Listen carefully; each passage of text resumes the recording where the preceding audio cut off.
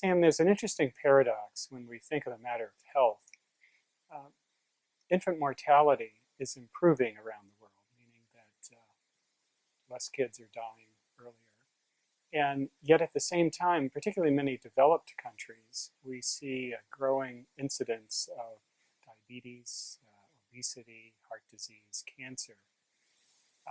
How do you envision that we might take a whole nother look at the whole health issue? Because a healthy world is really what's required if we're going to have a vibrant global community.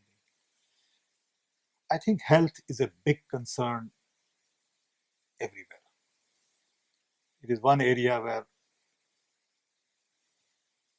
same set of challenges exist in advanced countries as well as in poor developing countries.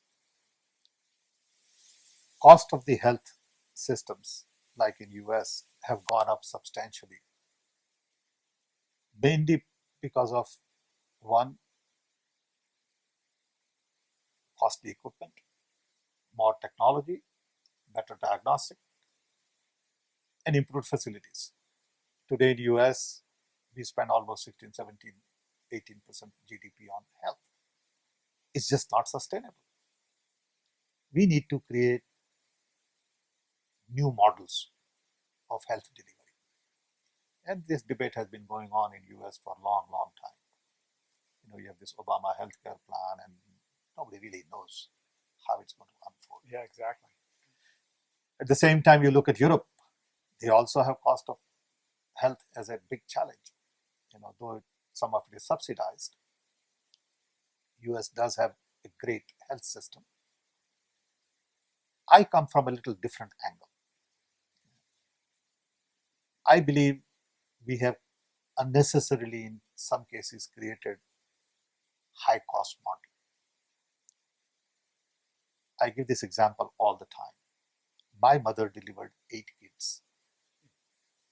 They were all born in a small little tribal village in India. No electricity, no running water, no doctor, no pharmacy, no nurse, nothing. All 8 out of 8 turned out to be mentally healthy, physically healthy, and all of them came to America to study. They must have done something right. Yeah. Okay. Your mother did something right. The whole society at that time. Yeah. They knew something, and people have been giving birth to children for a long time. Okay. But today, to deliver a kid automatically assumes $10,000 cost. Hospital, doctors, this, that. It's very complicated. Something that can be done at home has been institutionalized to a point. It has become such a huge business. Now, maybe you can justify in some cases where, there's an emergency and somebody is having serious problem. But we automatically assume the most expensive solution is the only solution. When I was growing up as a kid, traditional medicine was a big thing. Like in India, we have 12,000 herbal medicinal plants, which are unique only to Indian climate. I'm sure there are similar plants in China, Brazil, everywhere else. And people use these plants for all kinds of simple things. We immediately go straight to high cost tablets, as opposed to relying more on our food, nutrition. So one major point I want to make is high cost not necessarily assures good health. I think good health requires clear focus on lifestyle, which is a big, big thing, and we ignore it. Traditional medicine. If you need quadruple bypass, you need quadruple bypass. But before you get there, why can't you watch what you are eating? Learn to exercise a little bit. Learn to meditate. These are all simple things, but we don't do it. Even I don't do it. So I think early education on nutrition, food, lifestyle, exercise, medication or meditation, sorry. This is one area. Another area is a lot of our habits, tobacco. We all know how bad is tobacco. I have lots of friends, who are even doctors and they smoke. Okay. Drug, obesity. Every time I go to Europe, I realize that in Europe, the food costs 3 times and you get 1/3 of the food. Yeah, that's right. In US, it costs less and you get 3 times more food and you eat it up. So we have obesity. We eat too much meat in the world. Do we really need to eat this kind of meat? Can we eat more vegetables? It has environmental implications. It has implications on what we grow, what kind of other energy we use for beef. Somebody told me that, and I don't know the exact statistics, that to produce X amount of beef, you need 20 times more water. Oh, yeah, it's a grass-fed beef. Yeah.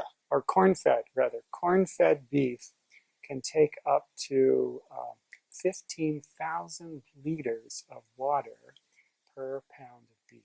Can you believe that? It's I've never heard of this. Yeah. Okay. So I think we have just gone wild on a lot of this stuff. Yeah.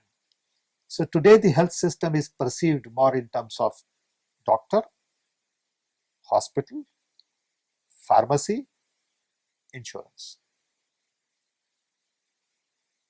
and then technology, training and nurses and all that. But it is not seen in terms of lifestyle management. It is not seen in terms of basic training, health education. Okay.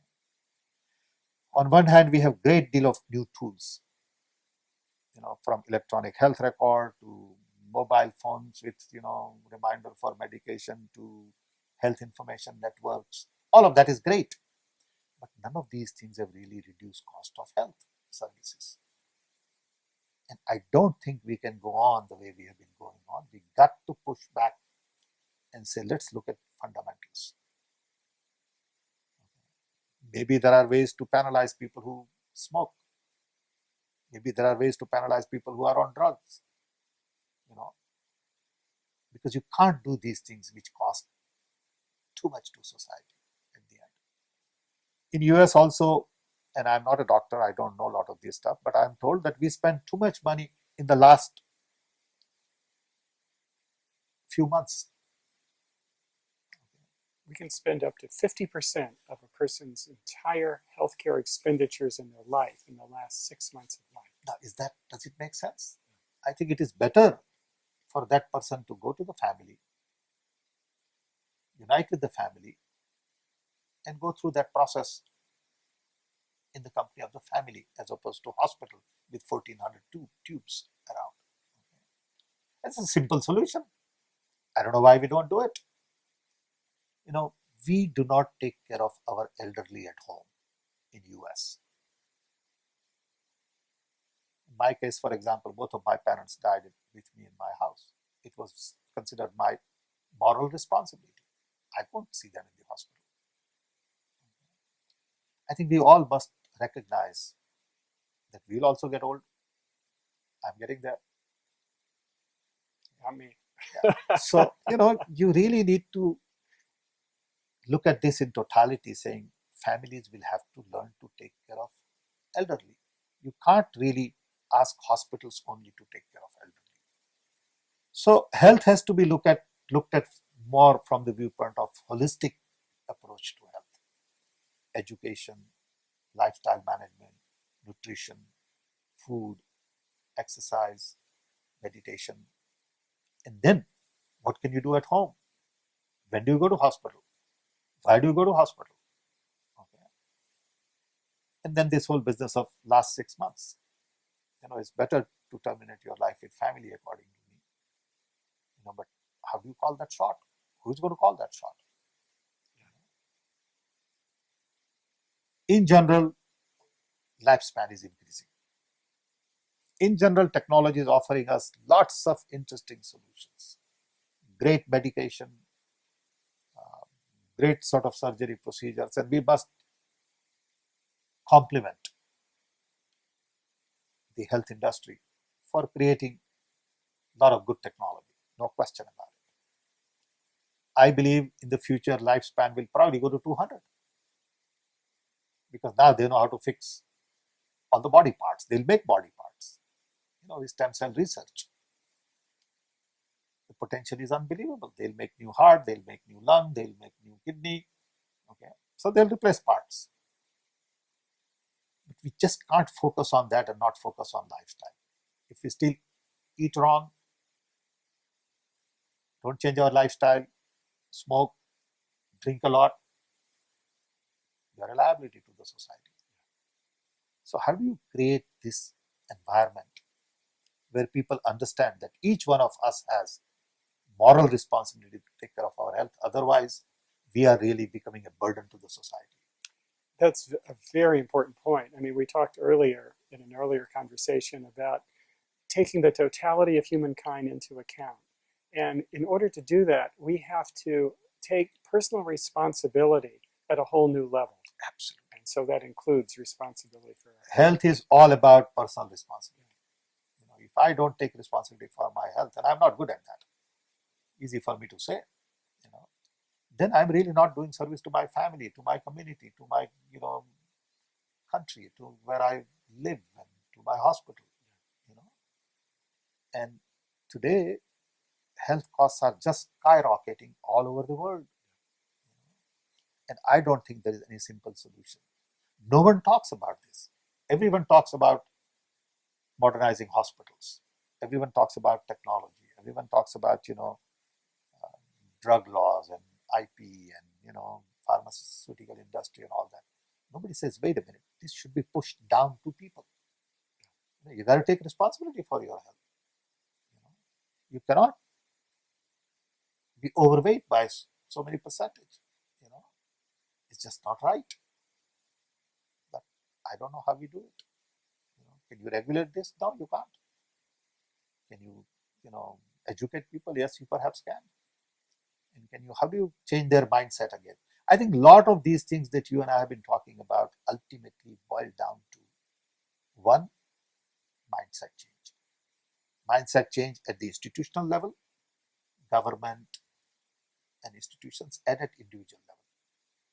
Yeah, absolutely. If I'm not willing to take responsibility for my health, no amount of institutional support is going to be useful. And it's a tough issue. Traditional medicine has great role to play. Vaccines have really improved so many things in the last 30, 40 years. I mean, I remember in India we had polio. In Rajiv Gandhi's time, I was responsible for immunization. And we had largest number of polio patients in the world. And India did not make polio vaccine. India did not make vaccine then, 25 years ago. So we decided that we will make vaccine, and everybody said it's not possible. India is not equipped to make vaccine. So we said we are going to do it. We'll try. So we started with the political will from Rajiv Gandhi, then Prime Minister, and decided to set up first polio vaccine blending facility. And we started making vaccine, and today, 25 years down the road, one, we are the largest vaccine producers in the world. And two, India does not have any polio. Now, these are two significant accomplishments. Nobody gets it. Rajiv Gandhi doesn't get credit for it. But that's the kind of long-term view you have to take on health. So if you start explaining to people about lifestyle management, it'll take 25 years. Yeah. But it can be done in 25 years. I would spend a lot more money on lifestyle awareness than anything else. Sorry, you were saying something. No, just it's so important to educate children and young people to get them on the right track, particularly with regard to nutrition, food, diet. And if that happens, that'll go a long, long way. I hope so, and it starts early in life. It starts with family. It starts with parenting. And if parents are not aware and educated about these things, children won't be. And the whole family has to suffer. Obesity has become a global problem. Richer we get, more we eat. Rich food we eat. Not that poverty is good, but poor people are basically pretty thin and pretty fit. One, they walk because they have to have a lot of manual labor. Two, they eat to a limit. Richer you get, you tend to eat too much. You never exercise because your job is at the desk, and it compounds your problem. And also today, I think the fashion in social circle is to drink. I mean, look at drinking on our campuses in US. To me, it's a disease, but it's fashionable. So kids go to college and drink, 4 bottles of beer and 14 bottles of beer and take great pride in it. I mean, what are we teaching them? Why can't we put clamp on it? So it cannot be fashionable to smoke and drink and take drugs because there is huge social cost to the whole society. And nobody is paying attention to this. Nobody is saying, hey, wait a minute. Drinking on campus has gotten out of hand. We got to control. How do you do these things? I don't know. So these issues are still ahead for us to explore, but are absolutely critical. This notion of personal responsibility for creating health. On health, if we just focus on that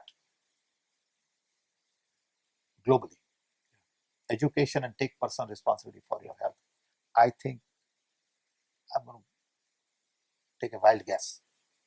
If you do that and worry about the last 6 months, you can solve the health problem. Everything else is positive. These are the 2 major things that we need to turn around. Okay. And I hope we can work on this and create awareness about it.